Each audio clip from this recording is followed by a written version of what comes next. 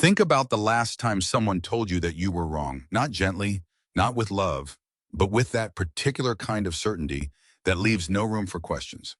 The kind that makes you feel small, foolish, alone. Most people, when they hear that voice fold, they shrink.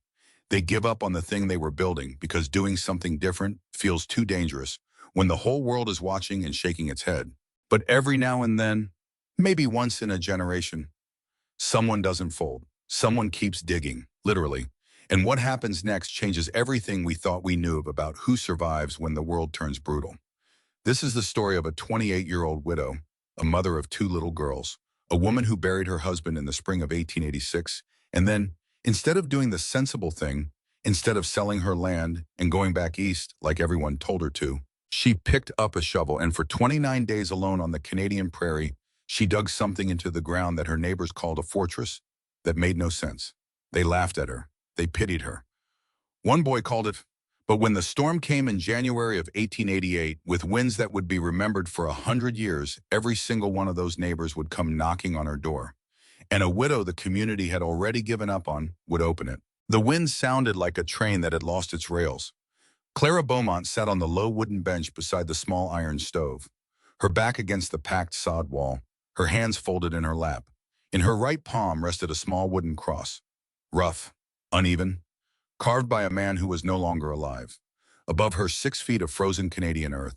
Above that, a storm that would be remembered for 100 years. She was not afraid. She had been afraid many times in her 29 years.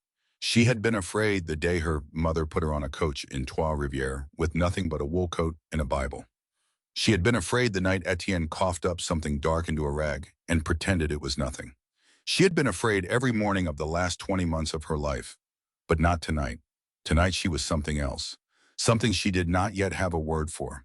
Her two girls slept behind a low partition of sod block she had built herself. Colette, 10 years old now, long braids the color of dry wheat. Emily, 7, small for her age, still holding the rag doll her father made her the winter before he died. They were warm. The stove ticked. The stone floor beneath her feet held its heat. The oiled cloth over the tunnel entrance moved gently in the draft like the hem of a woman's skirt. And then she heard it. Not the wind, not the roof groaning under the weight of the drift. Something else, something human. A knock. Not a firm one, not the knock of a man who had come to help. The knock of a person who was no longer sure they had strength left to knock. Clara stood up slowly. She closed her hand around the wooden cross. She whispered a prayer her grandfather had taught her when she was 7 years old. Not in English, in the old French of the Quebec valleys. Then she walked toward the tunnel. Because when the world turns brutal, someone has to open the door. She had spent 29 days building this door. And every one of those 29 days, someone in the community had told her she was a fool. Let me tell you how a woman they called foolish saved 31 lives. It started in April of 1886. Etienne Beaumont was 31 years old, a carpenter, a quiet man, the kind of husband who did not say much, but who fixed the loose shutter before Clara noticed it was loose. The kind of father who came home from the fields with a small stone in his pocket for each daughter. A pretty stone, nothing more. The pneumonia took him in 11 days. The first day he came in from the North Field coughing. The second day he could not eat supper. By the 5th day he could not stand. By the 8th day Clara had stopped sleeping. By the 10th day the visiting doctor from the settlement 40 miles south had shaken his head and said the word Clara already knew. On the 11th day in the gray light before dawn, Etienne looked at her. He tried to say something. He could not. He squeezed her hand instead. Then he was gone. Clara sat beside the bed for 2 hours. She did not cry. She did not move. She listened to the wind rattle the eastern window, and she thought about the loose latch on the smokehouse door, and she thought about the plow he had almost finished paying off, and she thought about how she would tell the girls. She thought about everything, except the thing she needed to think about. Which was this: she was 28 years old and she was alone on 180 acres of prairie in a part of the country that did not forgive weakness, and she had 2 daughters, and it was April and winter would come again in 7 months whether she was ready or not. She got up finally. She smoothed his hair. She kissed his forehead. She went to the kitchen and put the kettle on because the girls would be waking up soon, and they were going to need her to be steady. They buried him under the white birch at the eastern edge of the property. That was where he had wanted to be buried. He had told her once on a Sunday walk that the birch reminded him of the trees his own grandmother had grown up beneath in the valley near Chicoutimi. He had smiled when he said it. Clara had not known then that she was being told something important. She knew now. 42 people came to the funeral, which was a lot for a small prairie community, which was in its own way a compliment. Etienne had been well liked. He had been the kind of man who fixed other people's things without being asked. He had built the pulpit at the little Lutheran chapel where Pastor Vogel preached. He had built the school desks. He had built the coffin of the Nordquist baby who died of the fever the winter before. Now the same neighbors he had built things for stood in a half circle around a hole in the ground. The women brought bread. The women brought potatoes. The women pressed Clara's hand and did not know what to say, and so said the things that people say, which are the things that mean nothing. She thanked them all. She thanked them because it was the polite thing to do. She thanked them because she was empty inside and there was nothing else to fill the space with. She thanked them because she could feel what they were thinking. All of them. Every last one of them.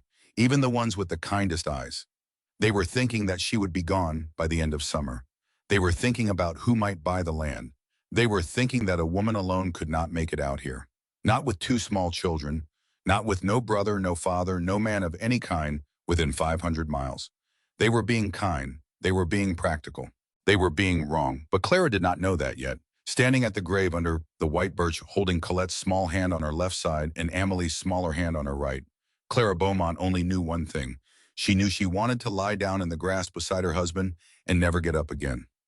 But she did not, because Amelie was 5 years old, and Amelie was going to want supper. For 2 nights after the funeral, Clara did not sleep. She lay in the bed she had shared with Etienne for 9 years, and she stared at the plank ceiling, and she listened to the house make the sounds a frame house makes when the temperature drops. The house talked. She had never noticed it before. When Etienne was breathing beside her, the house had been silent. Now the house talked all night. On the 3rd night, she got up. She lit the small oil lamp on the kitchen table. She walked to the corner of the room where Etienne had kept his toolbox. It was a wooden box he had made himself with a lid that folded back and a leather handle worn smooth by his hands. It had sat in that same corner for 9 years. She had never opened it, not once. It was his. She knelt down in the flickering yellow light of the lamp. She put her hand on the leather handle. She waited, because she was about to disturb something. Because opening a dead man's toolbox is not the same as opening a drawer. Because she was afraid. Then she lifted the lid. The smell that came out was the smell of Etienne. Wood shavings, pipe tobacco, the particular oil he used on his saw blades. She closed her eyes for a moment and breathed it in. Then she opened her eyes and she saw the drawings. They were folded into quarters and tucked against the inner wall of the box beneath a small canvas roll of chisels. She lifted them out with 2 fingers the way a woman lifts a bird that might still be alive. She unfolded them on the kitchen table, and her whole life changed. There were 7 pages. Etienne had drawn them in pencil on the back of feed store receipts in the careful hand of a man who had once wanted to be an engineer before his father had needed him on the farm. The first page was a floor plan, 22 feet by 14 feet. A main chamber, a smaller adjacent chamber, a short entry tunnel angled to the southeast. The second page was a cross-section, walls of sod block, a roof of cottonwood poles covered with tar paper, and 18 inches of packed sod grass side down. The third page showed the stove placement, the chimney routing, a note in Etienne's small, careful handwriting, run the pipe at a slight diagonal through the roof sod to extend the length in the insulated zone. The 4th page was a materials list. The 5th was a construction schedule. The 6th was a diagram Clara did not immediately understand. A curve, a line, a note that said, check the drainage on the north rise. 3.5-foot elevation. Should be adequate. The 7th page was not a drawing. The 7th page was a letter. Clara sat down slowly. She placed both hands flat on the table on either side of the pages. She read, "My dear Clara, if you are reading this, then something has happened to me and I am sorry. I am so sorry. I know you have been thinking about your grandfather. I have seen you looking at the rise north of the house. I have seen you measuring it with your eyes. I know what your grandfather taught you. You told me the stories once on our second winter here when the wind kept you up all night and you were afraid. I have been thinking about it too. I did not tell you because I wanted to surprise you. I wanted to bring you the drawings finished in the spring and tell you we would build it together. I have measured the ground. I have counted the sod. I have priced the stove.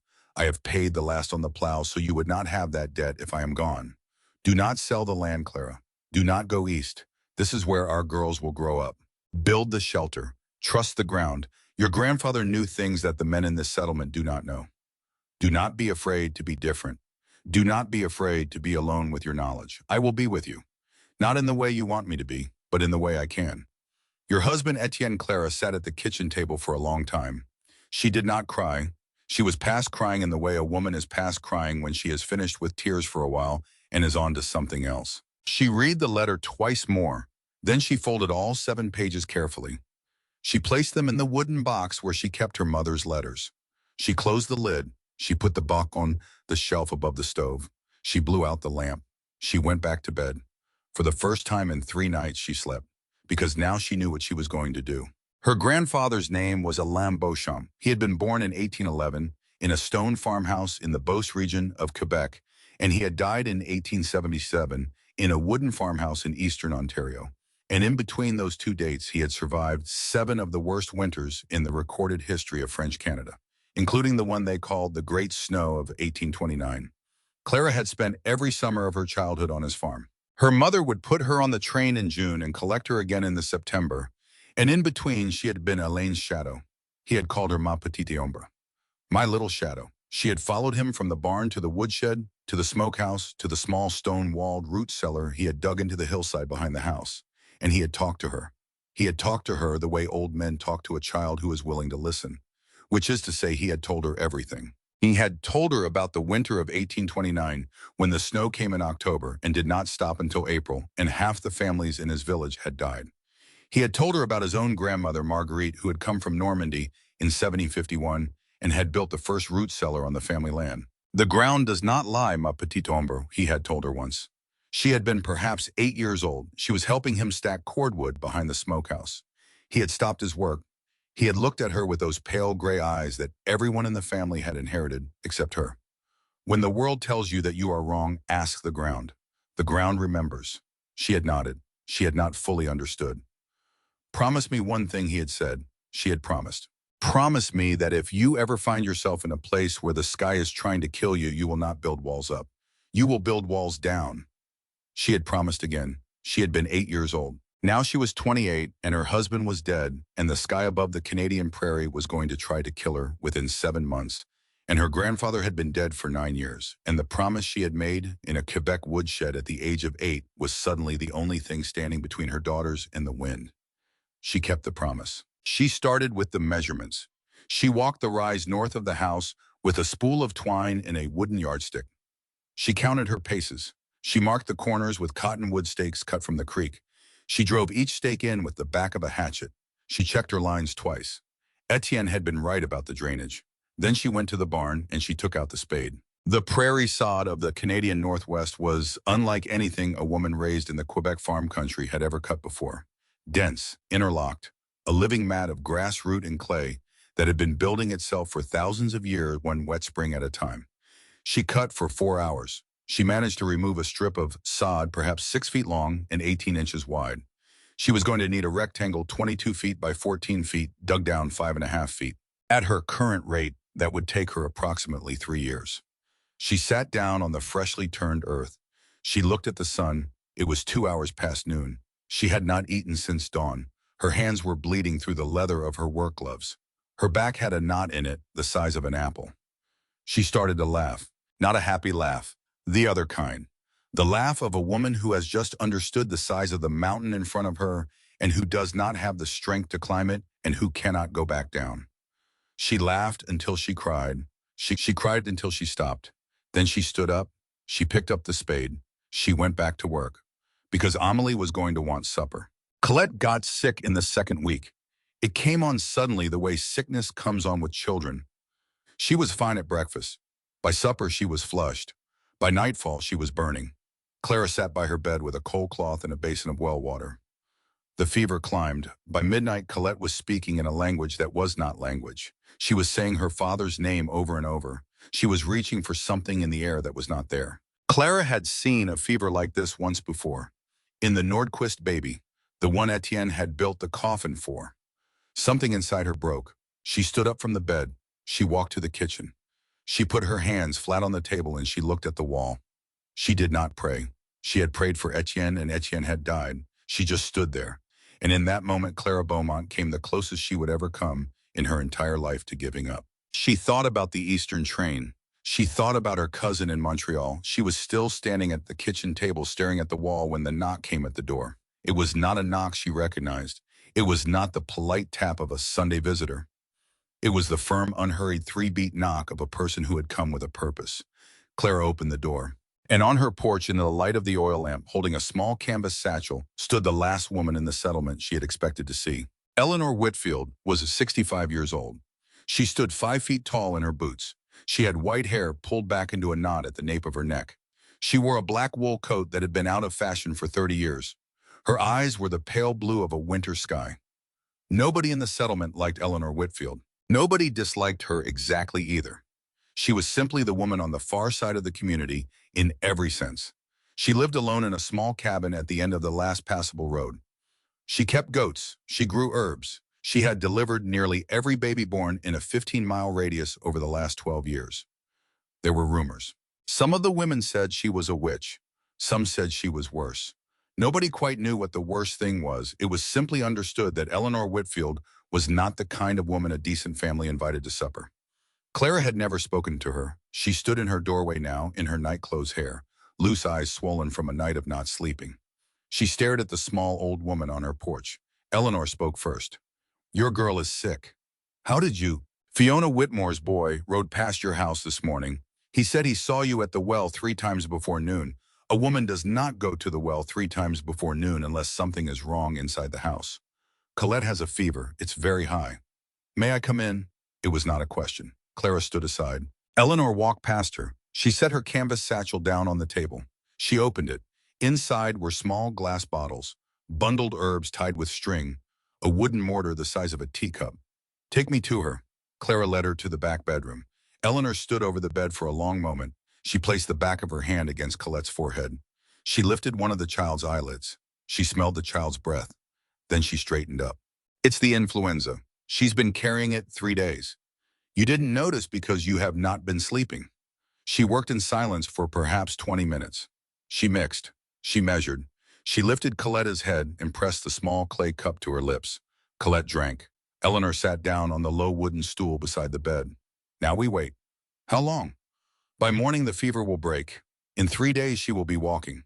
In a week you will not remember this ever happened." "You are certain?" "I am certain." Clara sat down on the floor. She put her head in her hands. And she cried finally for the first time since her husband had died. Eleanor did not speak. Eleanor did not touch her. Eleanor sat on the stool with her small hands folded in her lap, and she waited the way a woman waits for a river to finish rising. When Clara was done, Eleanor spoke. "I will stay tonight. I will sleep in the chair." "Why?" "Because you cannot do it alone, and because I have not been asked to help with anything in this settlement in a very long time. And because, Madame Beaumont, I know what you are doing on the North Rise." Clara looked up. "You have been watching." "I have eyes." And Eleanor smiled for the first time. It was a small smile, a private one.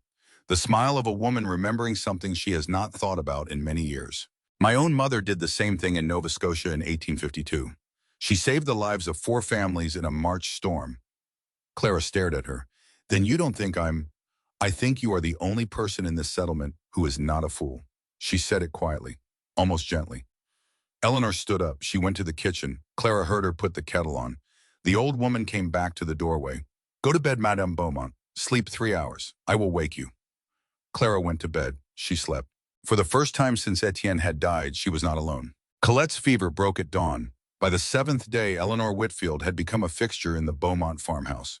She came every second morning. She brought fresh herbs. She brought goat cheese. She also brought her knowledge. She showed Clara how to preserve root vegetables in wax-sealed crocks, the Acadian way. She showed her how to dry beans on a low fire without cracking the skin. And on the 9th morning, while Clara was struggling with the spade at the North Rise, Eleanor walked up to her with a mug of hot tea. "You need help." "I am managing." "You have removed perhaps 4% of the earth you intend to remove. It has been 15 days. Winter is in 5 months. You are not managing. You are dying slowly with a shovel in your hand." Clara sat down on the pile of cut sod. "I don't know what to do." "I do." "You are 65 years old, Eleanor. I cannot ask you to." I am not going to dig, Clara. My back is finished. I am going to send someone. Who? There is a man, a hunter. He lives in the woods east of the settlement. Most people in the community believe he is dangerous. Is he dangerous? He is the least dangerous man I have ever known. Then why do they think?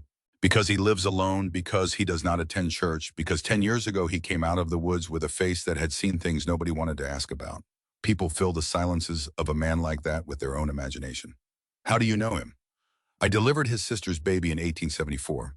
He remembers. He is a man who remembers debts. I will send word tomorrow. Eleanor, I have no money to pay a hired man. He will not want money. Then what will he want? Eleanor looked at her for a long moment. He will want to pay a debt he has been carrying for 33 years. And you, Clara Beaumont, are going to let him. She turned and walked back toward the house. Clara sat on the pile of sod and watched her go. Then she picked up the spade. Silas Croft arrived 4 days later. He came on foot, at dawn, from the east.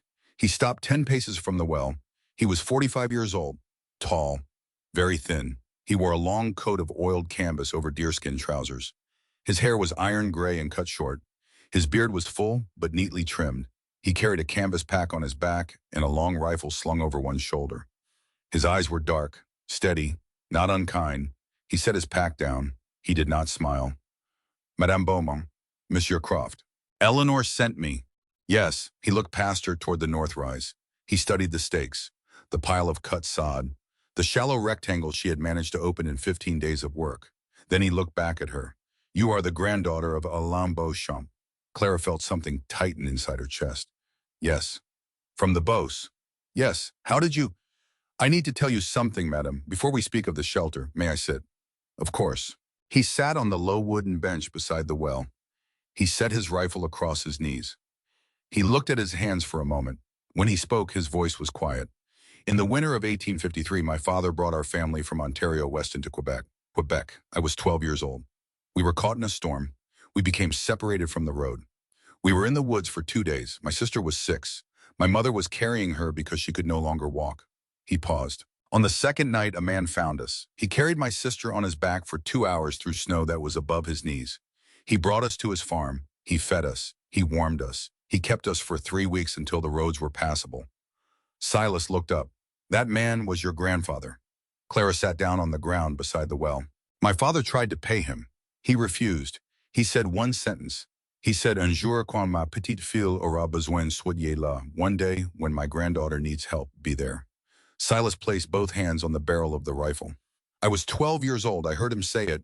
I did not understand at the time why he said petite fille. He had no granddaughter yet. He looked at Clara. Madame, I am here to pay that debt. I have been waiting 33 years. Whatever you are building on that rise, I will build it with you. You will command. I will obey. I will not take a cent. I will sleep in my own tent by the creek. He stopped. He waited. Clara sat on the ground and looked at him. She thought about her grandfather. She thought about a man in 1853 walking through waist-deep snow to save a family he did not know. No, and then refusing payment, and then saying a sentence to the wind about a granddaughter he did not yet have. She thought about how her grandfather had died in 1877 without knowing whether the sentence had ever mattered. She looked at Silas Croft. She stood up. She said, then let us build. They started that afternoon. Silas worked in a way Clara had never seen a man work. He did not rush. He did not strain. He moved the spade the way a musician moves a bow across a string. Eleanor came in the evening with a pot of bean soup. The three of them ate together at Clara's kitchen table. The girls sat on the bench beside their mother. Amelie stared openly at Silas. Colette pretended not to. Silas did not speak much. But when Amelie asked him whether he had ever seen a bear, he set his spoon down carefully and told her a story that lasted 6 full minutes about a black bear in Quebec that had learned to open the latch of a cabin door. Amelie laughed. Colette forgot to pretend she was not listening. Clara looked at the three of them around her table, and she understood in a way she had not understood before that she was no longer alone. The digging went on for 29 days. By the 18th day, they were down to the depth Clara wanted. By the 23rd day, the floor was lined with the flat stones Silas had hauled up from the dry creek bed. By the 25th day, the walls were rising.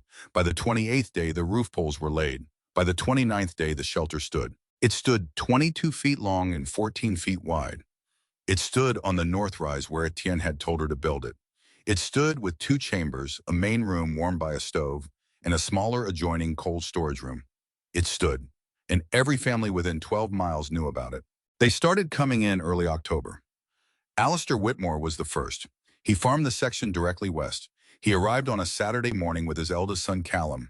17 years old, tall as his father, arms crossed the way. Boys of that age cross their arms when they have already decided what they think. Alistair stood at the mouth of the entry tunnel for a long time. He did not go in. Finally, he said, "I have never seen anything like this, Madame Beaumont." "No, sir, I imagine not. Is it a root cellar?" "It is a shelter." "A shelter from what?" "From winter." Alistair looked at her, then at Silas, who was splitting stove wood at the far end of the structure, and did not look up. Then he looked back at Clara. "A frame house is a shelter from winter, madame." "A frame house is one kind of shelter, sir. This is another. And you have spent your summer, and I would guess most of your late husband's savings, building this other kind of shelter." "Yes, sir." "Instead of investing in your farm." "Yes, sir." Behind him, his son spoke for the first time. "It looks like a grave." Alistair turned. "Callum." "Well, it does, Pa. It's a big hole in the ground with a lid on it. That's a grave. She's built herself a fancy grave." "That's enough. I'm just saying what it is." The boy looked at Clara. I was not smiling. He was not sneering. He was looking at her with the flat certainty of a 17-year-old boy who had never in his life been wrong about anything. "It's a fortress that makes no sense, ma'am. That's what it is. My friends and I, we've been watching you build it. That's what we've been calling it. The fortress that makes no sense." Clara looked at him. She looked at him for a long moment. She did not answer. Then she turned to Alistair. "Thank you for coming, Mr. Whitmore. Please give my regards to your wife." Alistair nodded stiffly. He touched the brim of his hat. He turned his son by the shoulder and walked him back down the road toward the wagon. Clara stood at the mouth of the tunnel and watched them go. The phrase followed them into the settlement. By the following Sunday, it was what everyone was calling it: the fortress that made no sense. Pastor Heinrich Vogel came on a Tuesday. He was a small man, gentle, German by birth. He had led the little Lutheran congregation for 11 years. He had baptized both of Clara's daughters. He had preached at Etienne's funeral. He was in every way a good man. He rode up the wagon track alone. He took off his hat. He waited politely by the door until Clara invited him in. She sat him at the kitchen table. She made him tea. He drank half the cup before he spoke. "Madame Beaumont, I have been asked by several members of the congregation to speak with you." I imagined. "They are concerned." "Yes. I want you to know that I am not here to pressure you. I am here to listen." Clara looked at him across this table. She thought about explaining. She thought about telling him about her grandfather, about Etienne's blueprints, about the promise. She thought about how none of it would sound the way she needed it to sound. So she said, "I appreciate your concern, Pastor. I am building what I need to build. I am prepared for winter. My daughters are safe. That is all I can tell you." Pastor Vogel nodded slowly. Then he did the thing that almost destroyed her. He reached across the table. He took her hand in both of his. He looked at her with eyes full of a gentleness so complete that it was almost worse than cruelty. And he said, "My child, are you certain you are not going to kill those two little girls with the faith of a man who is no longer here to protect them?" Clara did not move. She did not answer. She sat very still with the pastor's warm, dry hands wrapped around hers, and she felt the sentence land inside her chest like a stone dropping into a deep well. Pastor Vogel waited. When it became clear she was not going to speak, he squeezed her hand once and let it go. He stood up. "I will pray for you, Madame Beaumont. I will pray for the girls." He walked to the door. At the door he turned. "There is still time to change your mind. The Nordquists have a sister-in-law in Toronto. She has offered to take you and the girls until spring. It is not too late." He waited for a response. She gave none. He nodded once. He touched his hat. He walked out. Clara sat at the kitchen table for a long time after he was gone. Inside her chest, the sentence Pastor Vogel had spoken sat like a stone. "Are you certain you are not going to kill those two little girls?" She stood up. She put on her wool shawl. She walked out the door. She walked past the shelter where Silas was fitting the wooden door frame with quiet precision. She walked past the barn. She walked past the smokehouse. She walked down the wagon track for a mile and a half. She walked to the church. The church was empty. It was Tuesday afternoon. The doors were not locked. They never were. Clara pushed the heavy oak door open. She stepped into the dim quiet of the sanctuary. 6 rows of hand-hewn pews on either side of a narrow center aisle. A small wooden altar at the front. A cross above the altar. She walked up the center aisle. She knelt down at the altar rail. She had not truly prayed since the 9th day of Etienne's illness, when she had knelt beside his bed and had begged for his life and had not received it. She knelt now. She folded her hands. She said out loud, "I don't know if I am doing the right thing." Her voice sounded strange in the empty church, small. "I don't know if I am going to kill my daughters. I don't know if the pastor is right and I have lost my mind.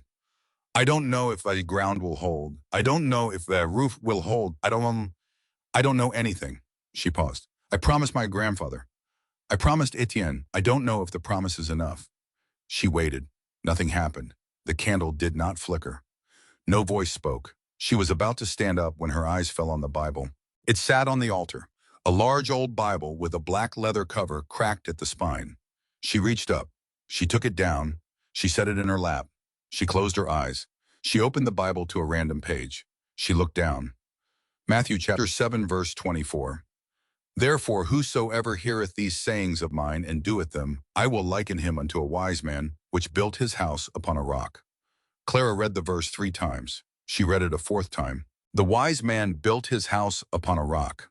She thought about the stone floor of the shelter.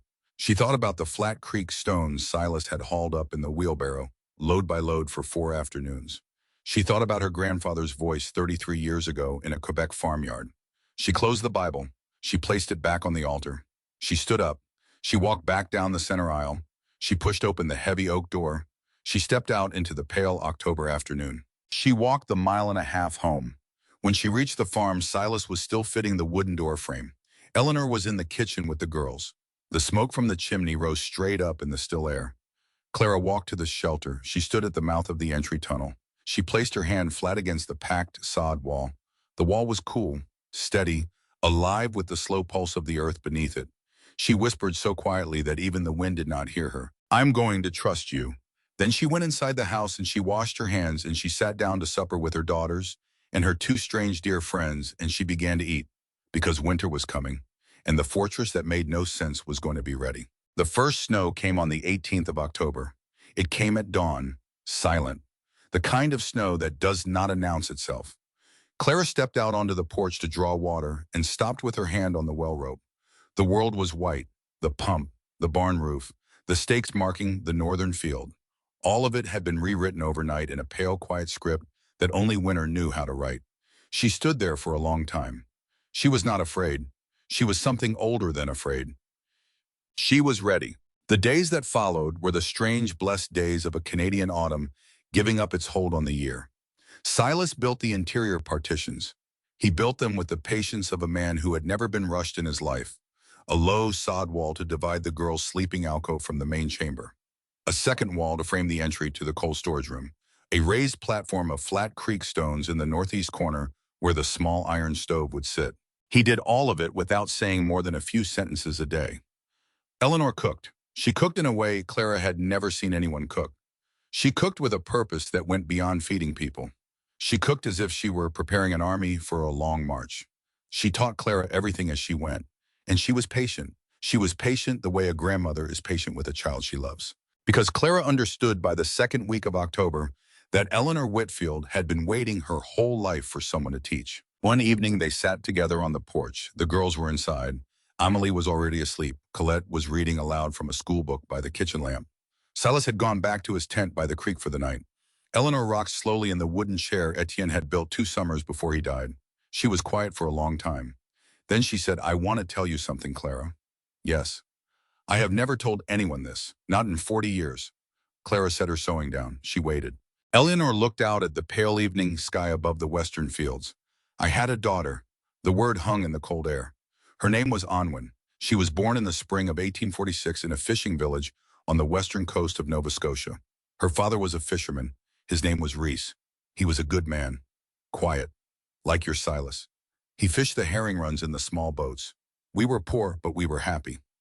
Eleanor's voice did not change. He drowned in a March storm in 1848. Anwen was 2 years old. Clara did not move. The village said I brought the storm. They said I was strange. They said my mother had been strange before me. When Reese did not come home, they said the sea had taken him because of me. They stopped speaking to me at the market. They stopped selling me flour. The pastor stopped visiting. Eleanor's hands did not tremble. They rested in her lap. Still. I left in April. I took Anwen. I walked north. I was going to try to reach a cousin in New Brunswick. It took us 2 weeks. Anwen got sick on the road. A fever like your Colette. Except there was no old woman with herbs on the road that night. There was only me, and there was only the fever, and there was only the wind. She stopped. She took a breath. She died in my arms on the 7th of May, 1848. Under a tree. I do not remember the name of the tree. I do not remember what I did with her body. I do not remember the next 3 days. Eleanor turned her head. She looked at Clara. I am going to tell you why I am telling you this. Clara nodded. She could not speak. For 40 years I have carried Onwin with me. I have delivered 411 babies in this country. Every one of them I have thought of her. Every one of them I have wondered if this was the one where I would finally feel that I had done enough. And every one of them it was not enough. She reached across the porch. She took Clara's hand. Her hand was warm, small, very strong. When I saw you at your husband's grave in April, I told myself I would leave you alone. I told myself you would sell the land and go east like the others. But then I saw you on the rise, with the twine, with the stakes, and I understood. Clara waited. I understood that God had waited 40 years to send me a mother I could actually save. The wind moved gently across the porch. Clara did not speak. She could not. She simply held the old woman's hand. And in the quiet of that autumn evening, on the porch of a small frame house on the Canadian prairie, two women who had lost everything sat together and did not need to say another word. They finished the interior work on the 2nd of November. The shelter was ready, the wood was stacked, the food was stored, the stove was tested, the chimney drew clean and true. Clara stood at the mouth of the tunnel one afternoon and looked at what she had built. She thought about the woman she had been in April. She almost did not recognize her. The mockery got worse before it got better. Because the moment the community understood that Clara was not going to change her mind, that she was not going to sell the land, that she was not going to be shamed out of her own choices, that is the moment the tone shifted. It shifted from concern to something else. It started at church on the first Sunday of November. Clara took the girls as she always did. She wore her black wool dress. She sat in the 3rd row from the back. She kept her eyes on the pulpit. Callum Whitmore was sitting 3 rows behind her with a group of boys his own age. She heard them whispering. She did not turn. She heard the word fortress. She heard the word grave. She heard someone snicker. She did not turn. Amelie did. Amelie was 7 years old. Amelie turned all the way around in the pew and looked at Callum Whitmore with the direct, unflinching stare of a small child who has understood exactly what is happening. Callum stopped talking. The other boys stopped snickering. Amelie held his eyes for perhaps 10 seconds. Then she turned back around. She reached up and took her mother's hand. She did not let go for the rest of the service. On Monday morning, Colette came home from school with a bloody lip. She did not cry. She walked in the door. She set her books on the table. She went to the water basin. She washed her face. Clara watched her from the kitchen doorway. Colette, I fell. Come here. Maman, I fell. Colette Marie Beaumont, come here. The child came, slowly, head down. Clara knelt in front of her. She lifted her daughter's chin with 2 fingers. Who? It doesn't matter. Who? Colette's eyes filled. Some of the older girls, they said what? They said my mother is a witch, like Madame Whitfield. They said we live in a hole in the ground because we are not human. They said, she stopped. She took a shaking breath. They said Papa died because he was ashamed of us. Clara did not move. She held her daughter's face in her 2 hands. She held it for a long moment. Then she stood up. She walked to the peg by the door. She took down her wool shawl. She put it on. She walked back to Colette. Come with me. Where? To the shelter. She took her daughter's hand. She walked her out of the frame house, across the yard, past the barn, to the mouth of the entry tunnel. She led her inside. The shelter was warm. The stove was low. The stone floor was steady. Clara sat her daughter down on the small wooden bench. She sat down beside her. She held her hand. Colette, I am going to tell you something, and I want you to remember it for the rest of your life. Maman, listen to me, and the child listened. Your father did not die because he was ashamed. Your father died because he was sick. Sickness comes to everyone. It came to him. It could have come to me. It could have come to you. It comes without asking. And when it comes, there is no shame in it. Do you understand? Yes. And your mother is not a witch. Your mother is a woman who is trying to keep her daughters alive through a winter that is going to be very, very hard. That is not witchcraft. That is love. Do you understand? Yes. And Madam Whitfield is not a witch either. Madam Whitfield is a woman who has lost more than most people in this settlement will ever lose in their whole lives, and she has chosen to spend the rest of her days keeping other women's babies alive. That is not witchcraft. That is grace. Do you understand? Yes, Mama. In this shelter, Clara placed her daughter's small hand flat against the packed sod wall. This shelter is not a hole in the ground because we are not human. This shelter is a hole in the ground because your mother is very smart, and your father was very smart, and your great-grandfather in Quebec was the smartest man in 3 counties. Do you understand? Colette's eyes were huge in the low lamplight. She nodded. Now I am going to ask you a question, and I want you to think before you answer. Can you do that? Yes. Do you believe your mother is going to keep you safe this winter? Colette did not hesitate. She did not need to think. Yes. Good. Clara pulled her daughter against her chest. She held her. She did not cry. She did not speak. She simply held her daughter in the warm, dry quiet of the shelter she had built with her own 2 hands, and she listened to the 10-year-old heartbeat pressed against her, and she thought, they will not break this child. Not while I am breathing. That night, after the girls were asleep, Clara sat at the kitchen table with a cup of cold tea and did not move for 2 hours. She was tired. Not the tired of a woman who has worked hard. The tired of a woman who has held herself upright for too long. She stood up. She took her wool shawl. She walked out to the shelter. She went inside. She lit the small stub of a candle by the stove. She looked at the shelter she had built, and in the low golden light, for the first time since April, Clara Beaumont broke. She sat down on the stone floor. She put her face in her hands. She sobbed. Not the polite crying of a woman at a funeral, not the exhausted crying of a wife by a sickbed. This was something else. This was the crying of a person who has been carrying something too heavy for too long and has finally in a quiet place where no one can hear her set it down. She did not hear the footsteps. She did not hear the tunnel cloth move. She did not know Eleanor was there until she felt the small warm hand on the back of her neck. Eleanor sat down on the stone floor beside her. She did not speak. She did not offer comfort. She simply sat, for perhaps 10 minutes. Then when Clara's breathing had slowed, Eleanor spoke. Her voice was low, steady, the voice of a woman who had said these words to herself many times in a dark kitchen 40 years ago. You are going to tell me you cannot do this. I cannot do this. You are going to tell me you were wrong to build the shelter. I was wrong to build the shelter. You are going to tell me you should take the girls east. I should take the girls east. And you are going to tell me you are a terrible mother. I am a terrible mother, Eleanor nodded slowly. Then she said, none of that is true. Clara did not answer. Do you remember what your grandfather told you about the ground? He said the ground does not lie. That is right. Eleanor took Clara's hand. She placed it palm flat against the stone floor. Feel it. Clara felt it. The stone was cool, steady, solid. That floor was warm 3 hours ago. It will be warm again in the morning when Silas builds the fire. The warmth does not go away. It goes down. It goes into the ground. The ground holds it. The ground gives it back. Do you understand what I am telling you? Clara nodded. Eleanor squeezed her hand. Colette is going to understand. Perhaps not today. Perhaps not this year. But one day when she is a grown woman with children of her own, she is going to remember this winter. She is going to remember that her mother built her a fortress with her own hands. And she is going to know, in a way most children never get to know, that she was loved. Clara wiped her face on the sleeve of her dress. How do you know that? Because I know how children remember. And because I know what love looks like when it is built out of stone and stubbornness. She squeezed Clara's hand again. Now you are going to go inside. You are going to wash your face. You are going to sleep in your own bed for 6 hours.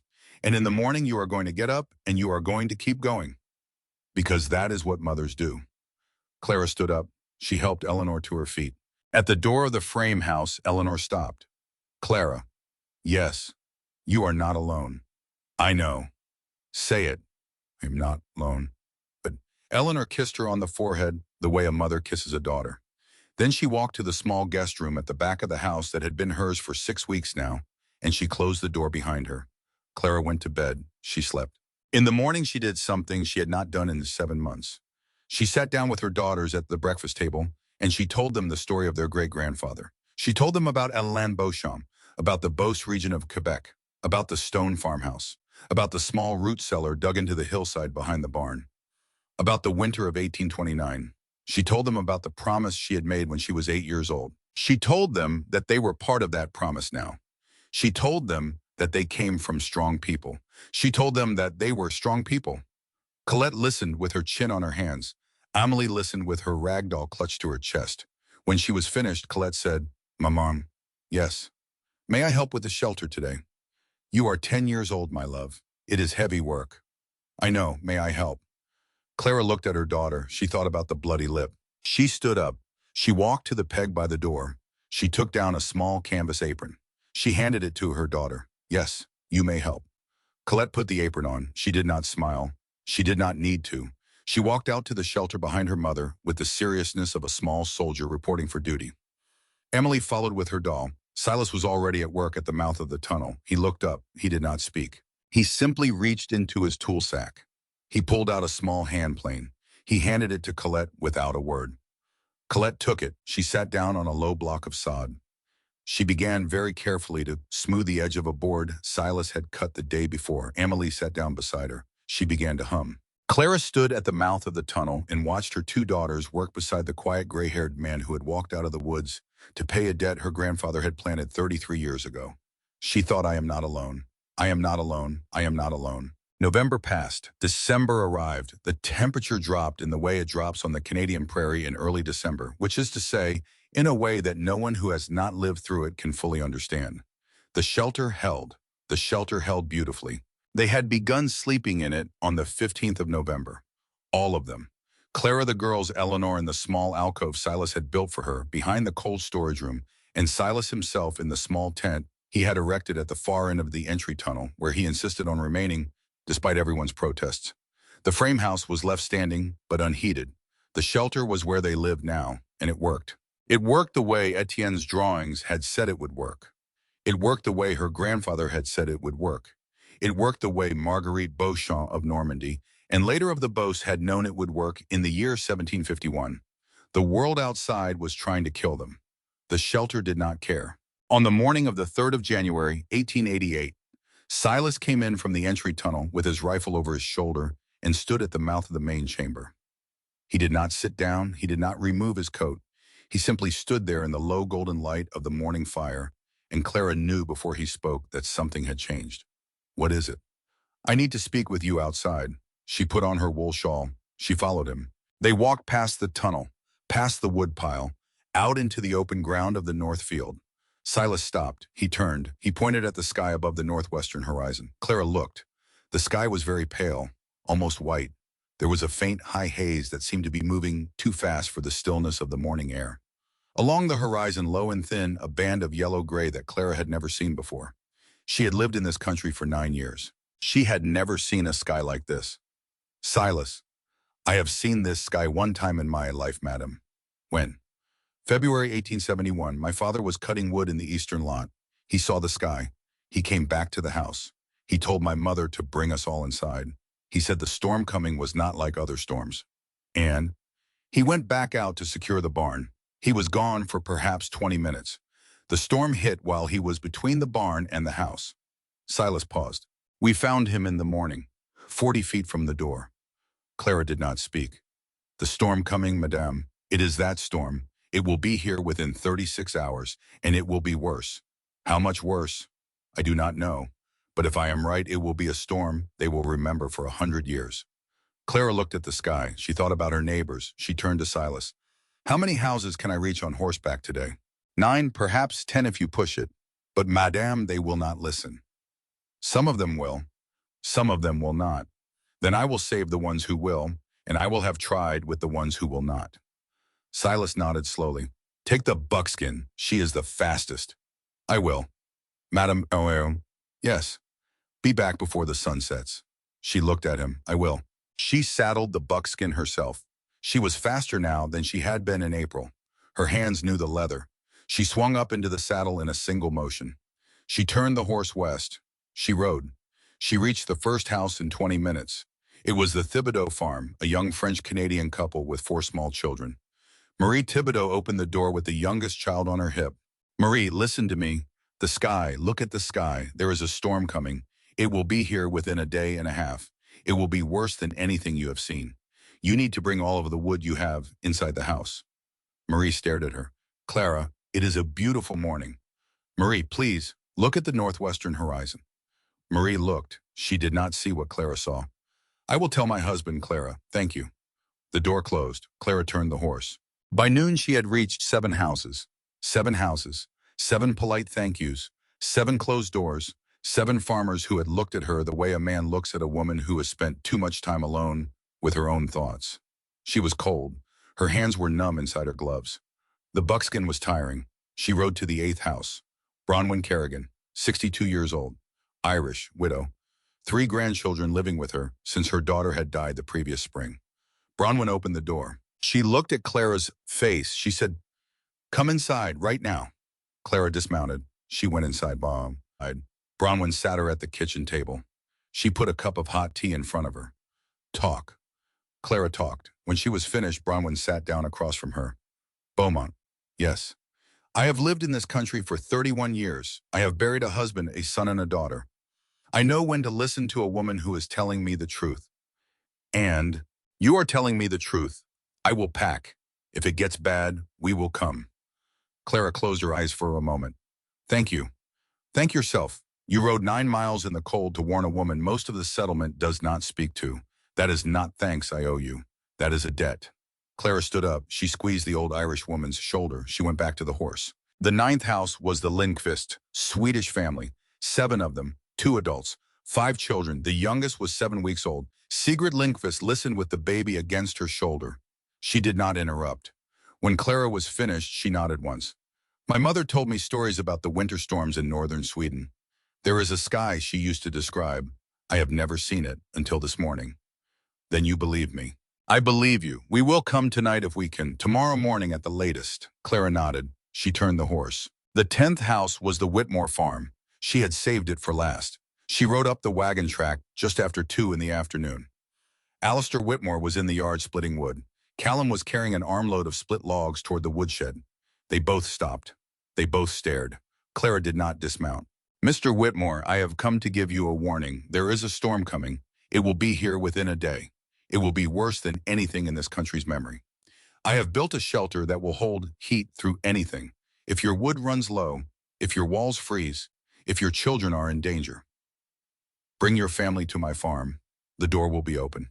Alistair Whitmore looked at her. His face did not move. Then he said quietly, Madame Beaumont, I have 3 cords of good hardwood. I have a house I built with my own hands. I do not need charity from a widow who has spent her savings on a hole in the ground. Callum snorted. He tried to hide it. He did not quite succeed. Alistair heard it. He did not correct his son. Clara looked from father to son. She held their eyes for a long moment. Then she said, Mr. Whitmore, I am not offering charity. I am offering my door. It will be open. She turned the horse. Callum called after her, Enjoy your fortress, Madame Beaumont. She did not turn. She rode home. She reached the farm just as the sun was going down. Silas met her at the barn. He took the reins. Clara stood in the yard. She looked west. The horizon was gone. The yellow-gray band had thickened and lowered, and now stretched across the entire northwestern sky like a bruise across a face. The wind had begun, small testing gusts that lifted the tail of her wool shawl and set it down again. Silas came to stand beside her. How many? 2, perhaps 3. Bronwyn Kerrigan will come. The Lindqvists will come. The Nordquists may. The Whitmores. No, Silas was quiet for a moment. I am sorry, madam. Do not be sorry. Be ready. She walked to the shelter. She went inside. Eleanor was already there. Eleanor looked up. They believed you. 2 believed me. 3 will come. The rest will die. Eleanor set down the wooden spoon she had been holding. She walked to Clara. She took her by both shoulders. You have done what you could do. Now we wait. Now we hold this ground. Now we make this shelter ready for whoever finds their way to our door. Clara nodded. She could not speak. The Kerrigans arrived at dusk on the 3rd of January. Bronwyn came with her 3 grandchildren, and she came on foot with a small handcart pulled by her 13-year-old grandson. Clara opened the door. She said, You are home. Bronwyn nodded. She could not speak. They came inside. The Lindqvists arrived at midnight, all 7 of them, Sigrid carrying the baby, her husband Anders carrying the 2 youngest boys, one under each arm, the 3 older children walking beside him. They came inside. Sigrid handed the baby to Eleanor without a word. Eleanor took him. She held him against her chest. She placed her palm on his small, warm forehead. She looked at Clara. She nodded. He was warm. He was breathing. He was alive. By dawn on the 4th of January, 13 people were sheltered inside the small, warm chamber of the fortress that made no sense. The wind outside had risen to a steady scream. Clara stood at the tunnel entrance. She looked out through the small gap between the oiled cloth and the frame. The world was white. The world was moving. The world was trying to erase itself. Somewhere out there, a mile and a half to the west, Alistair Whitmore and his wife Fiona and their 4 children were sitting in a frame house with 3 cords of hardwood. Somewhere out there, Pastor Heinrich Vogel was standing at his window with a cup of coffee going cold in his hand. Somewhere out there, the storm that Silas had warned her about, the storm his father had died in, the storm they would remember for 100 years, was just beginning to show what it was. Clara let the cloth fall. She turned back into the shelter. 12 faces looked up at her. She said, "We have wood for 40 days. We have food for 60. We have water. We have a good fire. The walls will hold. The roof will hold. You are safe." The children were quiet. The mothers were quiet. Bronwyn Kerrigan crossed herself. Eleanor reached out and squeezed Clara's hand. Silas, sitting on his low stool by the stove, cleaning the barrel of his rifle with quiet attention, did not look up. But he nodded once. Clara sat down beside her daughters. Colette climbed into her lap. Emily leaned against her arm. Outside, the wind rose, and rose, and rose. And Clara Beaumont, 29 years old widow, mother of 2, granddaughter of Elaine Beauchamp of the Beauce, closed her eyes and prayed for the neighbors who had not listened, because the storm was here. And the fortress that made no sense was about to become the only thing standing between the living and the dead. The storm did not end in a day. It did not end in 2 days. It ended, if you can call it ending, on the morning of the 7th of January, 61 hours after it began. 61 hours. Inside the shelter, they did not measure the hours in the way people measure hours in an ordinary house. They measured them in bowls of soup, in armloads of wood, in the number of times the baby needed to nurse, in the songs Bronwyn Kerrigan sang to the children in her cracked old Irish voice when the wind outside got so loud that a small child could no longer bear to listen to it. The temperature inside the shelter in the worst of the storm never dropped below 51 degrees. Inside they had soup. Inside, Eleanor Whitfield held a 7-week-old baby against her chest for 3 straight hours on the first night to keep his little body warm while his mother slept. She did not sleep herself. She sang very softly in Welsh the lullaby her grandmother had sung to her in 1826. Inside, Silas Croft sat by the stove and told Amelie and Colette a story about a black bear in Quebec who learned to open a latch, and then a story about a wolf who was afraid of the dark, and then a story about a raven who found a lost silver coin. Inside, Clara Beaumont sat with her back against the packed sod wall and she prayed. She prayed for Alistair Whitmore. She prayed for Callum. She prayed for Fiona and their 4 children. She prayed for Pastor Vogel. She prayed for the 7 families she had ridden to and could not convince. She prayed even for the ones whose names she did not know, because outside the wind was killing them, and she could not do anything about it. Not yet. On the morning of the 7th of January, the wind stopped. It did not soften. It did not fade. It stopped the way a great orchestra stops on the last note of a symphony. Complete. Absolute. The kind of silence that hurts the ears. Clara was the first to notice. She was sitting by the stove, nursing a cup of weak tea. Colette had her head in her lap. Clara sat up straight. She listened. There was nothing to listen to. That was how she knew. She stood up. She moved Colette gently onto the blanket. She walked to the tunnel entrance. She lifted the oiled cloth. The light that came in was white, not the pale gray of the storm, the hard, blinding white of a Canadian morning after a great snow with the sun full on it and the air so cold that it burned the inside of the nose to breathe it. She stepped into the tunnel. Silas was awake now. He was behind her, pulling on his coat. "Madam, I know. You cannot go alone. I know." She stepped out of the tunnel and into the world. The world was gone. The frame house was still there. She could see the ridge of the roof and part of the western wall. Everything else was buried. Above her, the sky was the color of a robin's egg, cloudless, cruel. She turned in a slow circle. She looked west. She could just see over the drift the peak of Alistair Whitmore's roof. She could not see any smoke. She had been looking for smoke. Smoke was the sign a person was still alive inside a house. Smoke meant a fire. Smoke meant warmth.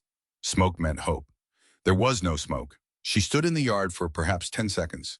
Then she turned back toward the tunnel. Silas was already coming out with a spade and a coil of rope. He said one word, "Where?" The Whitmores, first. Yes. She went back into the shelter. She walked to the small wooden peg by her sleeping alcove, where she had hung in April on the day of her husband's funeral and had not touched since the long, heavy-oiled canvas coat Etienne had worn every winter for the last 9 years of his life. She took it down. She held it against her face for a moment. She could still smell him in it. She put it on. She reached into the pocket. Her fingers closed around the small wooden cross he had carved for her. She closed her hand around it. She walked out into the tunnel where Silas was waiting. She said, "Let us go." The snow was above her thighs, in the drifted sections above her waist. She walked in Silas's tracks. He broke the path. They did not speak. There was nothing to speak about. The Whitmore farm was a mile and a half to the west. On a summer afternoon, it was a 20-minute walk. On the 7th of January, 1888, it took them an hour and 40 minutes. They reached the farm at 10 in the morning. The house was standing. The roof had held, but there was no smoke. Silas pounded on the door. He waited. He pounded again. From inside, faint a sound, not a voice, a scraping, then a small hoarse call. "Who?" Clara stepped forward. She put her mouth close to the door. "Fiona, it is Clara Beaumont. Open the door." A long silence, then the sound of the bolt being drawn back. The door opened. Fiona Whitmore stood in the opening. She was 31 years old. She looked 60. Her lips were gray. Her eyes were sunken. She was wrapped in every blanket in the house, and beneath the blankets, she was holding the smallest of her 4 children, the 2-year-old pressed against her chest. She looked at Clara. She did not speak. She could not. Clara stepped inside. The interior of the Whitmore house was 31 degrees. The main room was almost dark, and the fire in the stove was out, not banked, out. At the far end of the room on the wooden bench beside the coal stove, 4 figures sat huddled together under a pile of quilts. Alistair Whitmore, his 15-year-old daughter, his 9-year-old son, and Callum. Callum was in the middle. I was pressed against his father's side. His lips were purple. His face was gray. His eyes were open, but he was not seeing. Clara crossed the room in 3 strides. She knelt in front of him. She put her hand on his face. Cold. Not the cold of a person outside. The cold of a person who has been cold for too long. The cold that gets into a body and does not leave. She looked at Silas. Silas was already at the door whistling 3 short, sharp notes. From outside, an answering call. They had brought the sled. They carried Callum first. Silas lifted him like a child, which he was in that moment, though he was 17 years old and nearly 6 feet tall. Silas carried him out into the yard and laid him on the sled and covered him with the wool blanket they had brought. Then he went back inside. He carried Fiona next, still holding the 2-year-old, then the 9-year-old, then the 15-year-old. Then last, Alistair Whitmore, who was still on his feet, but who had not spoken a word since they had come through the door. They made the 1.5 miles back to the shelter in 1 hour and 10 minutes. They laid Callum down on Clara's own bed in the sleeping alcove. Eleanor was already there. She had heated a copper basin of water and a small crock of broth. She had cut open the fingertips of an old pair of wool mittens. She had laid out a jar of a thick yellow ointment Clara had never seen her use before. She looked at Callum. She placed the back of her hand against his forehead, against his throat, against his chest. Then she said without turning, "He will live, but it will be close. Clara, sit with him. Do not let him sleep for the next 2 hours. Keep him talking. Keep him warm. I will bring the broth in 20 minutes. Silas, bring me the small girl. She is next." Silas obeyed. Clara sat down on the bed beside Callum Whitmore. She took his cold, gray hand in both of hers. She rubbed it slowly. She spoke to him. "Callum, look at me. Look at my face." His eyes drifted toward her. "Do you know who I am?" He did not answer. "Callum, do you know who I am?" His lips moved. No sound came out. "Say it." His voice, when it came, was a whisper. "Madame Beaumont." "That is right. You came." "Yes." "I called it. A grave. I said. I know what you said, Callum. It does not matter now. Look at me." "I am sorry, Moam. Look at me." He looked at her. He did not weep. He was too cold to weep. But his gray face did something small, something almost like a smile. Almost. Clara held his hand until Eleanor came in with the broth. They found the Nordquists at 2 in the afternoon. The Nordquists had listened to Clara, but they had waited too long. The father had wanted to save the barn animals first. He had lost the tips of 3 fingers to frostbite. His wife had kept the fire going for 2 days on furniture. When Silas broke the door open, she was sitting in her rocking chair with her children around her, feeding the last leg of the kitchen table into the stove. They came, all 7 of them. They found Pastor Heinrich Vogel at 4 in the afternoon. Pastor Vogel had done a thing that morning that Clara did not learn about until the following spring. When the wind had first begun to rise on the 4th of January, and he had felt in his old bones that Clara had been right, he had left his warm parsonage and had walked half a mile to the small cabin of Frau Wendt, his elderly housekeeper. He had brought her back to the parsonage. He had made her a bed in the corner near the stove. They had run out of wood on the second day. They had burned every wooden thing in the house, the kitchen chairs, the pulpit lectern from the church which Pastor Vogel had carried across the yard through waist-high drifts on his own thin 60-year-old back. Etienne Beaumont had built that pulpit. The pastor had wept as he split it.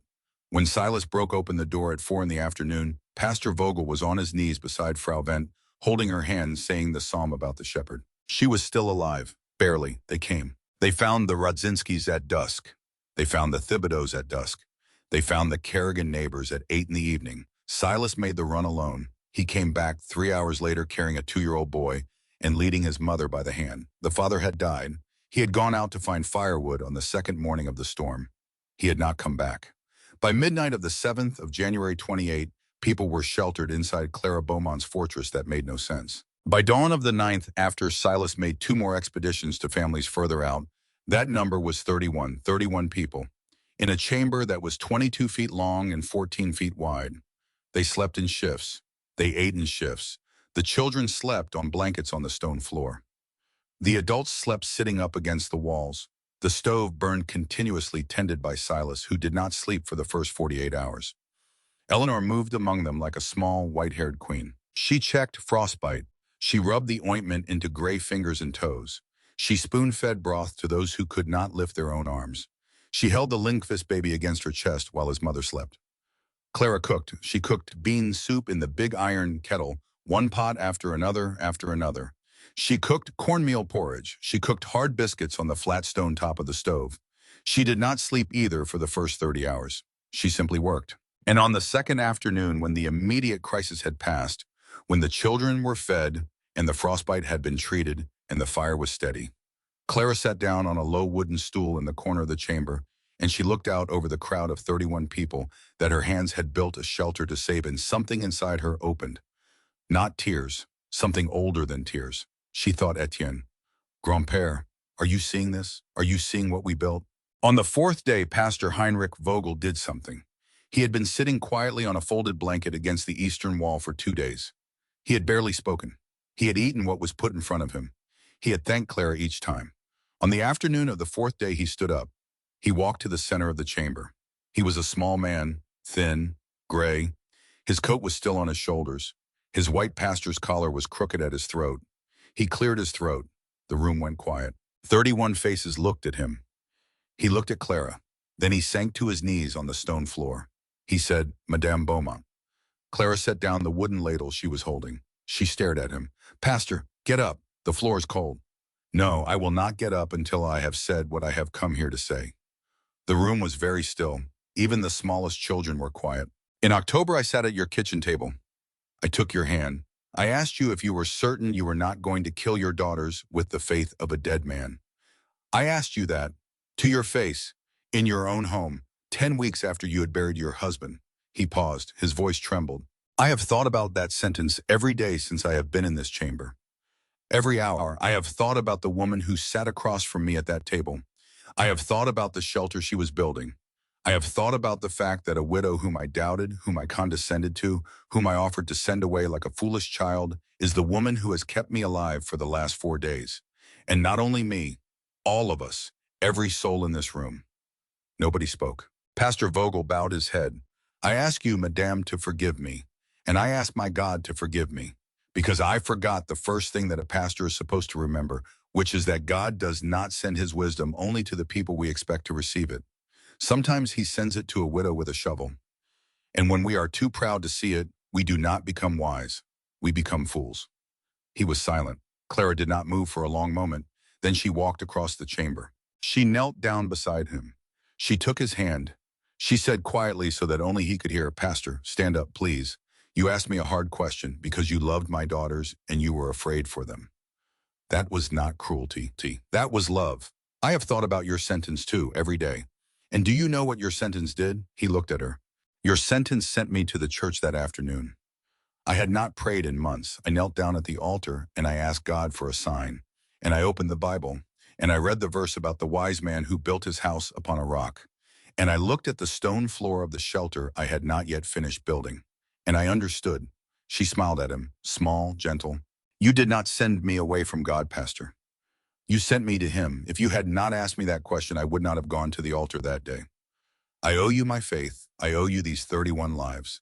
Now please, Pastor, stand up. She helped him to his feet. The chamber was very quiet. Pastor Vogel closed his eyes. Tears ran down the sides of his face. He turned to the crowd. He said in a voice that shook, "Let us pray." Every head in the chamber bowed, even the children. Even Silas in his corner by the stove put his hand over his eyes. Pastor Vogel prayed for perhaps 2 minutes. He prayed for the dead. He prayed for the living. He prayed for Madame Beaumont and her 2 beautiful daughters. He prayed for Eleanor Whitfield, whose hands had been given by God to save children. He prayed for Silas Croft, the quiet man who had walked out of the woods when he was needed. He said, "Amen." And 31 voices in a small, warm chamber under 6 feet of frozen Canadian earth said amen with him. On the 6th day, Callum Whitmore came to Clara. He had been sitting for 3 days in the corner near the sleeping alcove. He had eaten. He had spoken to no one. His color had come back. He came to Clara in the late afternoon. She was sitting on the low wooden bench beside the stove, mending a torn sleeve on Amelie's coat. Callum sat down on the stone floor at her feet. He did not look at her. He looked at the fire. He said, "Why did you come for me?" Clara set the needle down. She looked at him. She said, "Look at me, Callum." He turned his face. 17 years old. His father's stubborn jaw, Clara said. "There is a man 3 feet from you right now who used to be a boy like you. His name is Silas. When he was 12 years old, my grandfather, Alain, walked out into a Quebec snowstorm and carried Silas's little sister on his back for 2 hours through drifts up to his knees. My grandfather saved his life. My grandfather did not know Silas. He did not know if Silas would grow up to be a good man or a bad man. He saved him anyway." Silas at the stove did not turn his head, but his hand paused on the poker. "Callum, you asked me why I came for you. I did not come for you because you deserved it. If deserving were the measure, I would have let you freeze." Callum did not look away. "I came for you because that is what my grandfather did. And that is what Silas did when he walked out of the woods to help me. And that is what Eleanor did the night my daughter had a fever. We do not save people because they have earned it, Callum. We save them because we still can. That is the only reason there ever is." She looked at him. "Do you understand?" Callum's face crumpled. He did not try to stop it. He put his face in his hands. His shoulders shook. He wept the way a 17-year-old boy weeps when the wall inside him finally breaks. Silent, whole body. The tears of a person who is discovering for the first time in his young life that he has been wrong about something that matters. Clara did not touch him. She let him weep. When he was finished, he wiped his face on his sleeve. He looked up at her. He said in a shaking voice, "Teach me." "Teach you what?" "Teach me how you did this. Teach me how to build it. I do not want to be a boy who calls a shelter a grave. Not ever again." Clara looked at him for a long moment. Then she smiled. She reached down. She took his hand. She pulled him to his feet. "Sit next to me, Callum. Right here, I will begin." She sat him on the bench beside her. She began. On the 11th day, the roads were passable. The families began to go home. The Nordquists went first. Then the Rudzinskis. Then the Thibodeaus. Then Bronwyn Kerrigan and her 3 grandchildren. Then the family of the Kerrigan neighbor whose father had died. Pastor Vogel went home to bury the pulpit he had burned and to write a new sermon that would be preached the following Sunday to every soul in 50 miles. The Lindqvists were the last to leave. Sigrid Lindqvist stopped at the tunnel entrance on her way out. She was still carrying the baby. He had gained a pound in the 11 days he had spent in the shelter. He was pink. He was warm. He was healthy.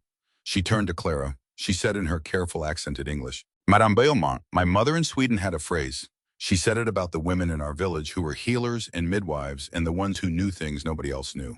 She called them Jordans d'autres. It means the daughters of the earth. You are one, madam. You do not know it yet, but you are one." She kissed Clara on both cheeks. She walked out into the pale winter afternoon with her family. Clara stood at the mouth of the tunnel and watched them until they were small on the horizon. Then she turned and went back inside her fortress that had made no sense. Not one person had died. Not one. The Whitmores stayed the longest. They stayed because Callum did not want to leave. He worked with Silas that spring on the extension of the tunnel and the new hardwood door. He worked with Clara on the drawings she was making of the shelter. He worked with Eleanor in the herb garden Eleanor was planting behind the frame house.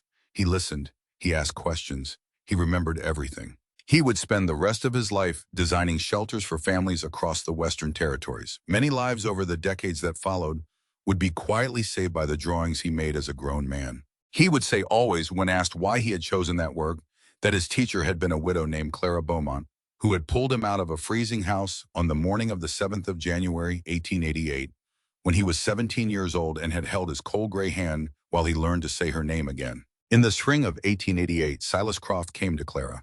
He came at the end of a long April afternoon. She was in the frame house at the kitchen table working on a letter she was writing to her cousin in Montreal. Silas came in without knocking. He had earned that. He stood by the door with his hat in his hands. Madame, shall I goodbye, Destam? Silas, sit down.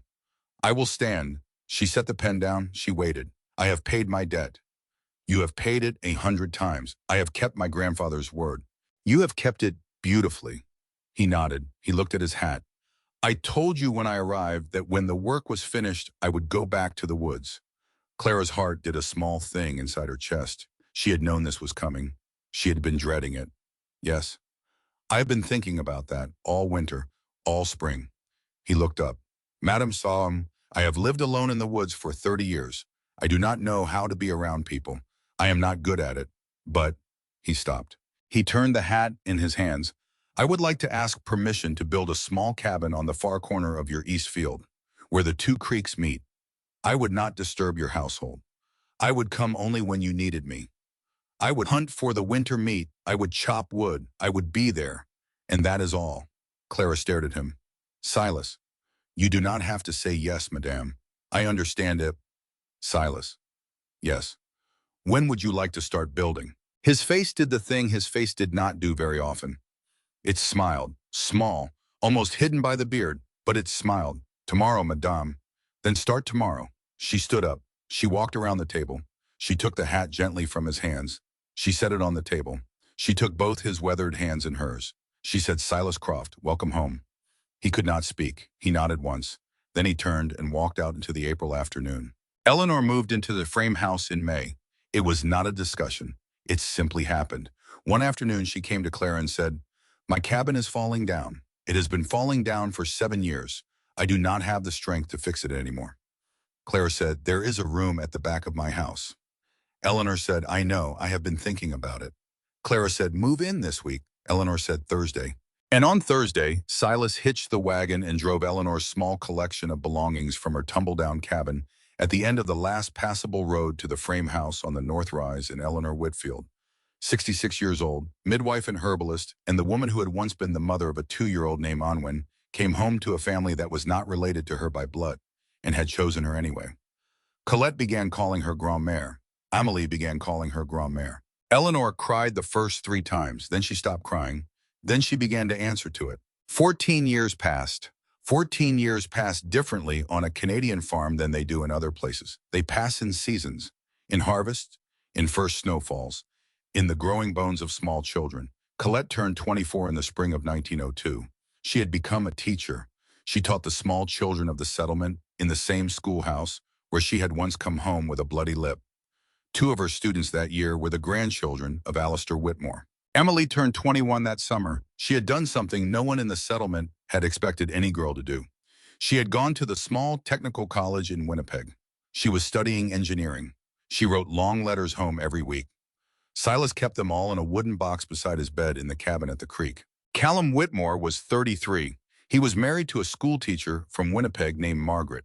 They had 2 small children. He drove out to the Beaumont farm every second Sunday. He always brought a bottle of good wine for Clara. He always sat for an hour at the kitchen table with Eleanor. He always walked out to the creek to see Silas. He always visited the shelter, which was still standing and which now had climbing roses growing thick over the sod roof that Clara had planted years ago. Eleanor was 80. She was still small. She was still strong. She still made the goat cheese. She still delivered the occasional stubborn baby when the young midwife who had taken over her rounds needed help. She still walked every morning to the shelter and placed her small hand flat against the packed sod wall and stood in silence for one long moment before she came back inside for breakfast. Silas was 59. His hair had gone completely white. He walked more slowly now. He still hunted. He still chopped the wood. He still spoke very little, but he laughed sometimes. And when he laughed, it was a full sound, a young man's sound that had been buried in him for 40 years and had finally been let out by the two little Beaumont girls who had climbed into his lap when they were 7 and 10 and had never quite climbed back out. Clara was 42. Her hair had two streaks of gray at the temples. She had lines at the corners of her eyes from squinting into prairie sun. She was still slender. She was still strong. She was in the settlement a woman people came to. They came for advice on construction. They came for advice on preserving food for a hard winter. They came sometimes when they were widowed young and could not see a way forward. She listened. She always listened first. Then when the time was right, she would take them out to the shelter. She would place their hand flat against the packed sod wall. She would tell them the story of a promise a man had made once to a granddaughter he did not yet have. Most of them wept when she finished. She held their hands while they wept. She had learned that from Eleanor Whitfield, 40 years too late to save Onwin, and exactly in time to save everyone who came after. On a warm summer evening in July of 1902, Clara stood on the sod roof of the shelter. The climbing roses were in full bloom. Red as a heart, they covered the roof so completely that the shelter itself was almost hidden beneath them. Below her in the yard, her family was gathered. Eleanor sat in the wooden chair Etienne had built, holding a small great-niece who had learned to call her a grand-mère. Colette stood beside her, laughing at something her husband was saying. Emily was home from Winnipeg for the summer, sitting on the porch step reading aloud from a technical journal to Silas, who was pretending not to be interested and was in fact listening to every word. Callum Whitmore and Margaret were there with their two children. Bronwyn Kerrigan, 76 now and half-blind, sat under the birch tree where Etienne was buried. Pastor Vogel, 74, retired from the pulpit, but not from Sunday visits, was sipping tea beside her. Clara looked down at all of them. 14 years ago, 31 people had come to her door in the storm. Now those same people and their children and their children's children were the shape of her life. She looked west. The sun was setting. The prairie was gold. The wheat in the west field was rippling in a soft evening wind. She thought about Etienne. She thought about her grandfather in Quebec. She thought about Marguerite Beauchamp of Normandy, born 1732, who had crossed an ocean and dug the first root cellar on the family land. She thought about the long, silent line of women behind her, none of whom she had ever met, all of whom had lived inside her hands when she picked up a spade in the spring of 1886. She whispered so quietly that even the birds did not hear her, grand-père. It held. It all held. Then she climbed down the small wooden ladder Silas had built into the northern face of the shelter. She walked into the yard. She kissed Eleanor on the top of her white head. She scooped up her great-niece into her arms. She joined her family for supper.